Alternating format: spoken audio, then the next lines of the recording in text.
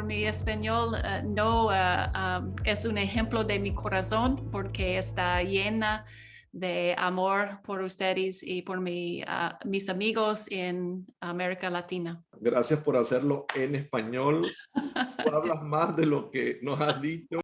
Muy buen español. Bueno, Lisa, nos gustaría que nos presentaras a Mark. Mark está con nosotros, es líder de movimiento en la India. Y Mark tiene unas historias increíbles, lo que Dios está haciendo a través de la vida de Mark y de su equipo en India. Y de eso queremos escuchar hoy, de las buenas prácticas, de las buenas experiencias, de cómo han logrado sentar a la mesa diferentes pastores para hacer la obra del Señor. Así que... Thank you. So I'm so delighted to have you with us today, Mark, and just to have this conversation. I'm always so humbled and impressed by the stories that I hear of the reach of movement.org in India and your leadership. So I just feel honored to join this conversation with you today.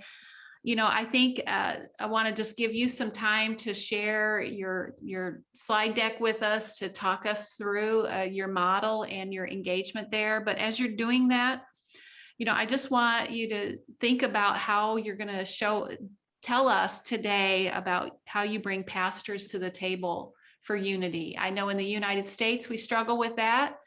And I have a feeling that my friends in Latin America struggle with that. So we want to hear about how you have learned to bring unity and collaboration. So I'm going to hand it off to you, Mark, just to introduce yourself. Tell us even a little bit about your family, and then share with us about the work that you're doing in India.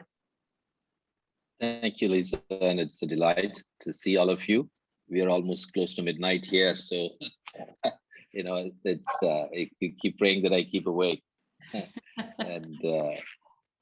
it's a joy. I think it's my second opportunity to meet some of you. I was there on another call about a month ago, and so yeah, just to give you a background, I served with Campus Crusade for Christ in India for 28 years, and in the past 11 years, I've been involved in a global ministry with church planting, and we have ministries in India, in Indonesia, in Cambodia, in Ethiopia, in Africa, and we are also beginning to start our work in South America, and so very soon maybe in Brazil. So, but my journey with Movement Day actually began as early as 2009. Even before the first Movement Day, I was invited to New York to join a group of leaders from around the world by Tim Keller. And so that's when we began seriously learning about City to Cities initiative to reach the cities, and also Movement Day. And so then I was in South Africa about 6 years ago, attended the African Movement Day. And that was really inspiring to see how African leaders were coming together to impact their cities. Maybe I'll begin with a little bit about our current COVID situation. I think we are very similar to some of your countries. They're pushed down in their economic status, and they've now become really poor because of the challenges they faced with jobs and businesses. Our current number of cases per day is about 20,000 to 30,000.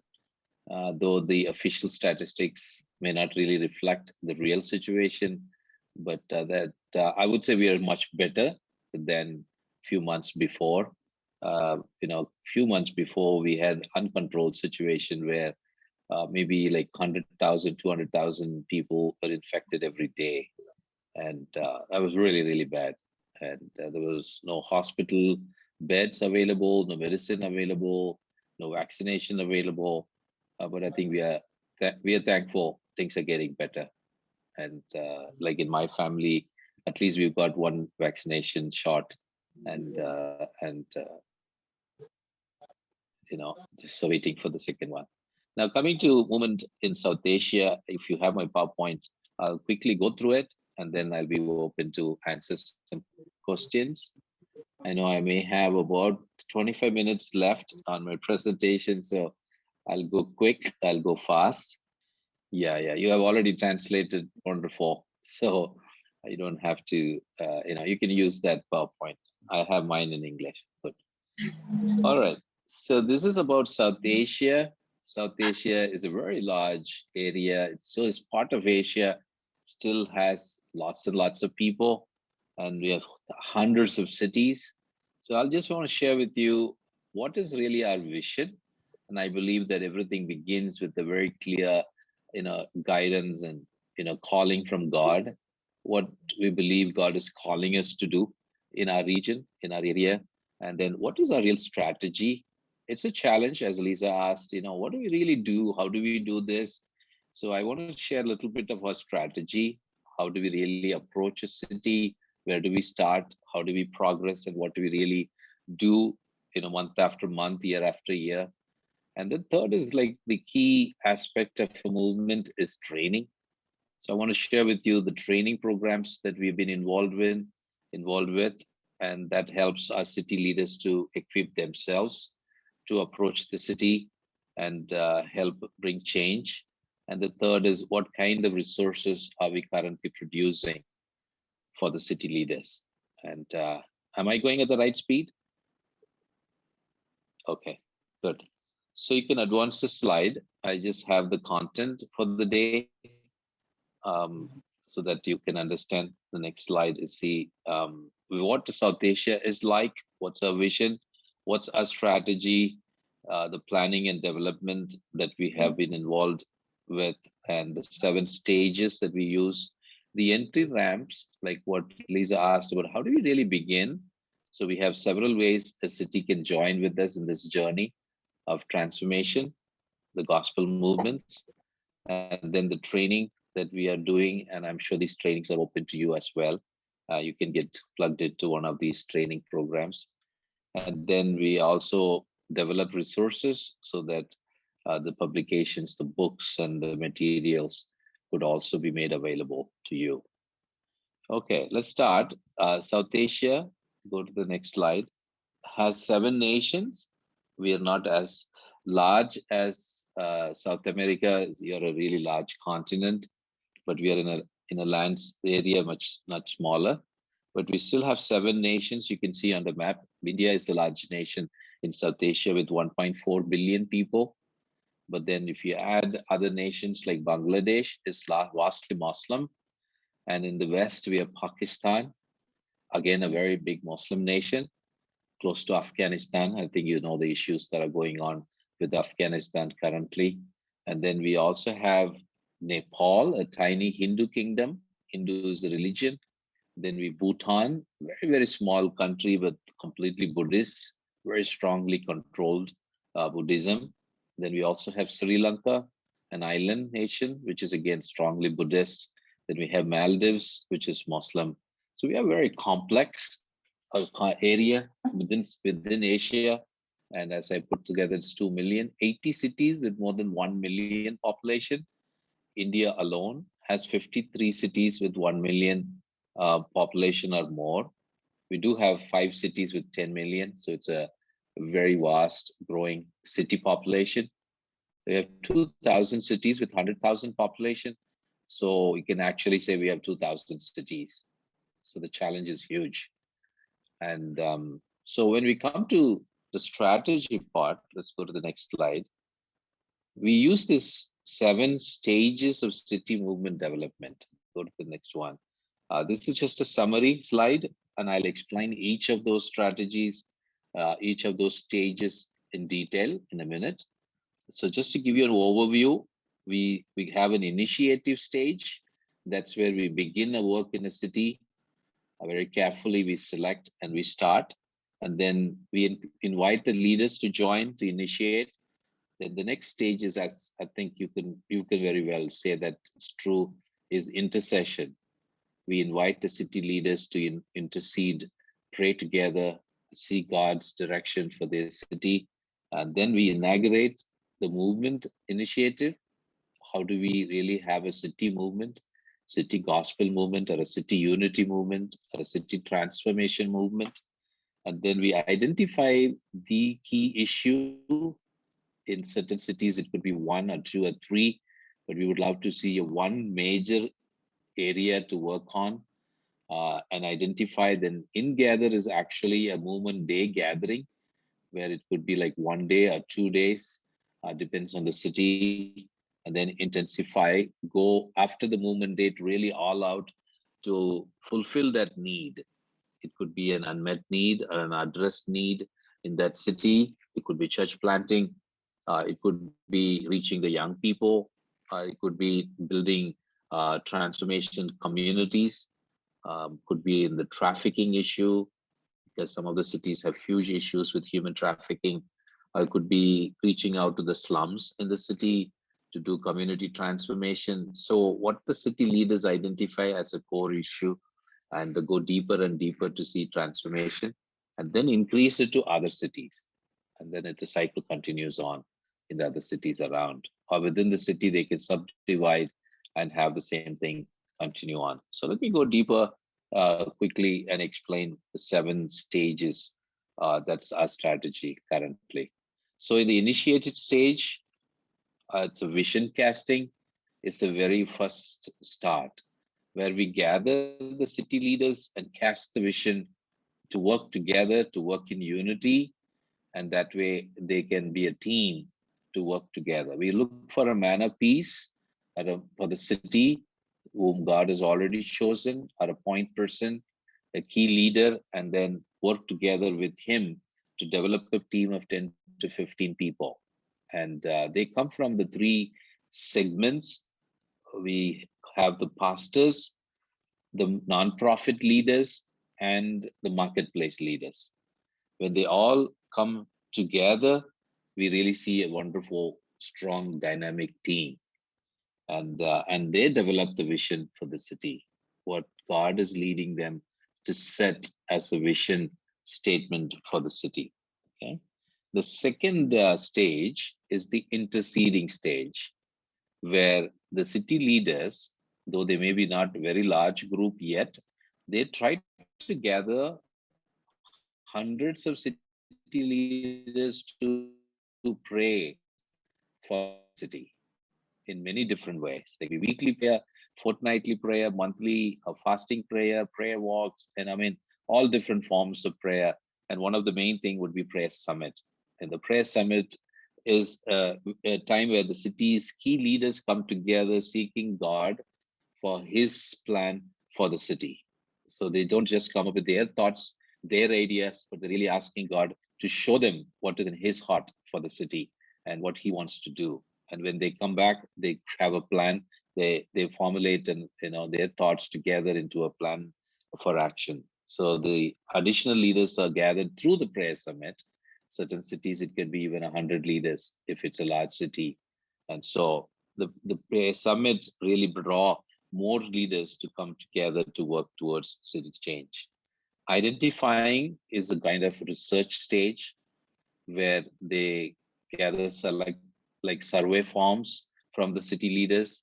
More and more leaders are involved now to really identify the city's core issues, or the key issues. There could be mission organizations in partnership with pastors, fellowships, or marketplace leaders, with as much as possible collect data and then really come with some, the major crisis and needs that they need to address. Okay, for example, one of our large cities is Calcutta. You probably have heard of Mother Teresa. Mother Teresa worked in this city of 18 million people today. And but then the gospel has really not reached the entire city.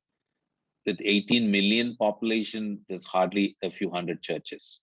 And so the city leaders identified about 5 years ago, the biggest challenge is planting new churches. So now the entire city is working together, and from 500 churches to 1,000 churches in the next 3 years. So they have identified through the research exactly where each church is in terms of a pin code or postal code. They've identified 110 postal codes in the city do not have even a single church. So when you have such accurate research, it's easier to work together and really work towards achieving the target. And there could be researchers in the area of education, poverty, employment, entrepreneurship, youth, and so on. Okay. And then they have clearly defined the output, what they really want to address, what they want to bring out. And then it gives them the foundation to start the movement day. When we go to the next stage, we call it in-gather, but it's all about conducting this major focus event where more and more leaders of the city, like in our city, when we had our first movement day 4 years ago in 2017, we were able to bring together 1,000 leaders. And it's a full day. It was a full day gathering where we brought together a lot of videos to address some of the key issues, particularly issues related to poverty, issues related to youth and the marketplace, and also planting churches. And so 4 core issues we addressed, and now we focus on all of those issues in small teams. Then we commission the leaders who come so that they can go back and implement few projects on their own or in their own zones or collectively for the whole city. Some of the churches, some of the cities like Mumbai, which is a very large city with 22 million, they divided the city into 22 zones. And each zone has a weekly or a monthly gathering of city leaders to pray and work together. And each zone may have different needs, so they address different needs in each zone. Okay, so then after movement day, it's easy, but it's better if they develop an admin team as well. And like Mumbai has a very large admin team. Chennai, we are weak in our administration, but we still have volunteers to take care of administration. That means gathering reports, gathering statistics, and spreading the news around, gathering more leaders. And so if it's a full-time staff, in some situations, it really works well. Okay, intensify is the next stage where we really measure our output, what kind of transformation we are seeing. Some of the output that we have really seen is unity as a result of Christian leaders coming together. We have John 17:21 type of unity where the whole city is working together. The whole church is working together to take the whole gospel to the whole city. And another output we have seen is the young people are more now involved in transforming the city. Hundreds, like in our city, we have 500 young people who have taken initiative to work together. And as a result, first movement day. Now we have 2 more movement day gatherings. One we had in 2019 and one we had in 2020. And we may have one 2021 as well. So we have really seen a good output. So we keep measuring the output and outcome from the movement day and getting feedback with a good administrative team to collect reports and share it with the others. That's really, really exciting for others so that we see the number is constantly being added and then you have a good analysis. Increase is the stage, I would say, few cities in India are now after movement day and intensifying. We have a good increase. Local team takes ownership. Until the first 5 stages is over, we get a lot of help from outside, coaching, training, and so on. But in this stage, the entire team takes ownership and they are able to survive and sustain the movement themselves without much help from outside. And then the city movement grows in all the aspects. Some of the cities like Mumbai have streams. Their streams could be like art. Their streams could be, youth, could be a separate stream or a track. And then some cities like we have women track. In some cities we have children track. And so different streams can emerge. So the focus could be on, the streets, means like geographic location, stages of life, spheres. Some cities may focus very strongly on the spheres, like government, or it could be like business. It could be on the spheres like law, education, and so on. The segments really refer to the population segments because some of the cities have large migrants. Like Chennai, we have 1.5 million migrants from other parts of the country. They speak a different language. So our focus has been planting churches among the migrants. So that becomes a segment for us to reach. Okay, then multiplying our efforts is the increasing stage. That goes to the last one is we go from increased stage to I'm sorry, we missed one. Okay, which one? Yeah, the sixth stage was intensifying, and then the seventh stage is where they really grow and continue to grow, and then they add on new cities as well. Prayer summits are happening more and more, and then more leaders are added, more issues are identified. Okay, now I've given you the concept of the entry ramp. The entry ramp is where a new city will probably join with our movement. Okay, so that's why we call it entry ramps. They get on the highway. Okay, either it could be through press summit, or it could be through a vision casting event, or once in 2 years, we conduct a city advanced consultation where we invite new cities to join. Like in the last one we had was about 2 years ago. We had nearly 50 city leaders come, 50 cities, 300 leaders. So we were able to expand the movement to new cities. Maybe in your case, you can invite new countries or new cities to join, so that in a consultation like that, the cities that are already ahead can make presentations, new cities will learn from. And then once you have a movement day expression in a city, it could be a very good way to get the attention of the entire city leadership. So that's the entry ramp. This is basically a strategy. Now, I've just given you in the next one the map where we are and each city that we are connected with. Go to the next slide. You can see the color coding where we are able to measure the 7 stages of our cities in the whole region. Okay, so we keep analyzing constantly, and we keep updating our map so that we know where each city is at the moment. Okay, so you can see that quite a few cities are on the first one is where most of the cities are in blue. If you see stage 2, we have a few cities, and then stage 3, stage 4, let's say stage 6, we only have very few cities. Okay, and the stage 7, we just have 2 cities.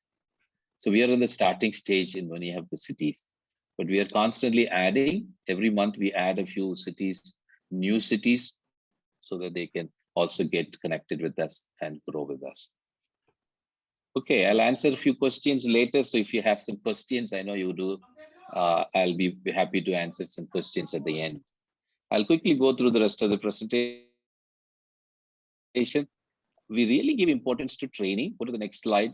The first one is called MDSP. Okay, go to the slide. Okay, sorry, you're already there. Yeah, MDSP is Movement Day Scholars Program. This is again a global initiative from movement.org, and Indian or South Asia leaders join. 2020, we had one cohort, more than 50 leaders from India joined. 64 scholars from 22 different cities, and 9 of them have now started doing a master's degree program with the support of movement.org, and 2 are doing doctoral programs. So that's our initiative to get city leaders. We are actually working towards training 1,000 leaders from India in the next 5 years. And because they will get a thorough knowledge of how to do city movements. 2021, we had 2 cohorts. We had 100 scholars join this year alone. So already we are in 164 scholars, as students, as city leaders, and 20 of them have joined master's program this year. Okay. So MDSP is a graduate program or a master's level program for our city leaders in the top seminaries in the United States. And we are adding other countries also, like Hong Kong. I think we have one in Europe, and we may add a few more in the future. The next is DLC. This happens every month. Okay, Movement Day Learning Community. And that's a very good time to learn what God is doing in other countries. Okay, go to the next slide where you can see MDLC, Movement Day Learning Community. Yes. Currently we are in about 100 city leaders are joining, at least a few from cities like 25 cities to 50 cities. There are 3 levels. Some of them are entry level, emerging level, and existing level. So we were able to address some of their needs at the Movement Day learning community, So though it's called a Movement Day, it's just the name. The learning community keeps growing. All right. The third one, we just recently opened up this opportunity. We have carefully picked 20 cities with about 2 or 3 leaders from each city, where we go really deeper in training with them. Okay, go to the next slide. We see this is our prayer. It is currently for India. It is in partnership with City to City. Okay, City to City is from New York. I think some of you are familiar with City to City. They have really come up with some good training. So Movement Day and City to City have put together this training called National Catalysts. Okay, so this is to train catalytic leaders for each city. They will be the initiators. They will be the one that will bring about change. So that's why they call the catalytic leaders, or the catalysts, as we call. So they have the ecosystem. The ecosystem means church, nonprofit, and marketplace coming together, and revival leads to a movement. Very good. Okay, so we have case studies. We have peer-to-peer learning, inputs from experienced global leaders, innovation and creativity. We'll provide them the resources and tools, and sometimes we are able to come up with some funds to help that city to get started. And certain times we provide them the tools necessary, and then coaching them as well. Okay, the tools could mean like, what are some ideas that others are using, and we can share with them as well. Okay, so it could be prayer summits, it could be women conferences. They can join with us in equipping the youth, and we created some notes and materials that we can share with. Okay, then go to the next one. This is a pathway that we are creating through National Catalyst training. It's a roadmap. Okay, starting with helping them with the vision. Okay, city vision, then theological framework for city vision. That's really good. Then catalytic resources and practices that the team can identify, the renewal dynamics. How do they really work with the churches together? Movement principles, city coalition building.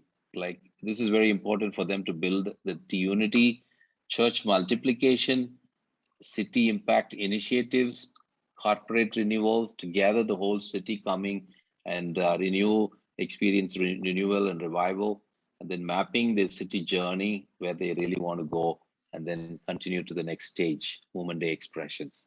Okay, so that is the catalyst training that we are doing. Now, the fourth kind of training that we are providing is, this is really, very important for us, is having a partnership. Go to the next slide. You would see we really build teams in each city. And we don't just start with one, we always start with a team, and we keep adding more people and make a very, very strong, powerful community of leaders, and through partnership and then through consultation. Some of the city to city will take up, some of the cities Movement Day will take up. And so we kind of divide the cities among ourselves to do the partnership and consultation. And we have 2 large cities like Mumbai and Chennai. We are much ahead than others in the city transformation work. So we become consultants for them. So we have identified very good number of city leaders who can be consultants for other cities. Okay, the resources, next 5 minutes, then I'll open for questions. Okay, one is books. Okay, we are making these books available in digital form to the city leaders so that they can also get to read more if they're open to read. Like, we have Tom White's very good book called Practitioner's Guide for Building City Gospel Movements. We published this in India, and we can give them the hard copy to people if they would love to read it. And then we have just asked permission from Letitia, who wrote the book called Disruptive Women. In fact, we are actually doing a Disruptive Women conference very soon. This is involving our city women leaders from across the nation. That we have actually Mac's book, New York Disrupted, in digital form, which we have been giving to people to read. And then the Disruptive Gospel, we also have printed books. okay, and the digital form. So this is a good tool for people to get. I think if you can translate it in different languages, I'm sure this could be very inspiring and interesting for people. The second resource is prayer bulletin. Every month, our Movement India team put together prayer, very specific prayer requests for the cities in the region, collected from the leaders, and then we put it together and we circulate it back to all of them so that they can pray for one another. And so before the first of the month, they get a bulletin like this to pray. And this keeps growing. And the third one that we are providing is a newsletter of what God is doing in different cities of our nation. So people can know about that city, thank God for what he's already doing and what challenges they have. Sometimes it's full of testimonies of leaders. So there's more of inspiring stories to get others encouraged. Thank you, Mark. I think, yeah, we can open for questions. Thank you. I was just talking when we lost you for a second there and just reflecting on just the breadth of your footprint in India, all the different areas, communities, cultures, languages, and you have obviously had the favor of God to have that reach that you have in the cities and to come at it from different perspectives of what you're going to solve, whether it's human trafficking or poverty and so forth. But none of this happens without unity. So one of the questions that we are really pondering is, how have you been able to create that sense of unity that actually leads to people working together and doing kingdom, God-sized work in their communities? About 20 years ago, I think God began to inspire our pastors to get united in the cities. I think in the 90s, we saw that movement emerging. I think part of it is when people watched the short movies made by George Otis Jr. on transformation. They were called the transformation videos. That was widely circulated, even dubbed into Indian languages. So actually there was a beginning of city pastors coming together more for prayer and fellowship once a month. So that kind of gave us the platform for us to start. But then in the early this century, I think I would say 2000 onwards, few cities really felt led by the Holy Spirit to bring the three groups together, not just pastors, but nonprofit and marketplace together. I remember as early as 2004, and in Chennai, in our city, we began bringing these leaders together. And that really gave us momentum. And the unity was not easy to find, easy to get, but then we began praying together for unity. And we began hosting a monthly gathering of the three different groups coming together to talk about issues. And when the issues were elevated, there was unity coming in. Unity is not for the sake of unity. The unity is to really work together. Yeah. And that really caused people to forget denominational, doctrinal differences and come together. It's so good. And we talk about that here as well, that that we can all agree that poverty is not acceptable. We can all agree that human trafficking is not acceptable. And I think through the avenue of prayer and really looking at your city and seeing what's broken and coming together to fix it, that creates that sense of unity. I love the way that you describe that. So we know we have a unity of heart, and we know that we're going to work together, but how do you achieve collaboration that actually leads to outcomes of change through your work? Yeah, a very key thing that we did was, instead of getting the whole city leaders working on one project, we grouped them with their felt need. Like, for example, in our city, 35 different ministries that are working with children began gathering together every month to strategize how they can reach 100,000 children in a year. because of their unity, working together, they brought all their resources together. They made a website called Max 7, where everybody would share their tools and resources online, others can download. And we began to see the same thing happen with family ministries. And there were several organizations and churches focused on reaching families. They began to gather together, strategize together. That same thing happened even with prayer movements. City churches began to gather in large numbers. And I think at one point we were touching like 6,000 to 7,000 people coming together for prayer for the city. And so different tracks were formed, so they were able to unite according to their passion and interest. Okay, I love that. That's so good. Did we have any questions come in on the chat, Arturo, that we should ask Mark? We don't have a question for the chat. Okay.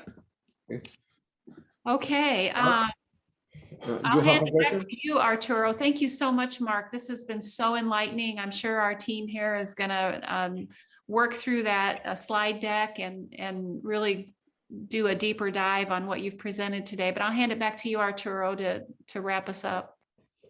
Thank you, Mark, for your work, for sharing your experience, your wisdom with India.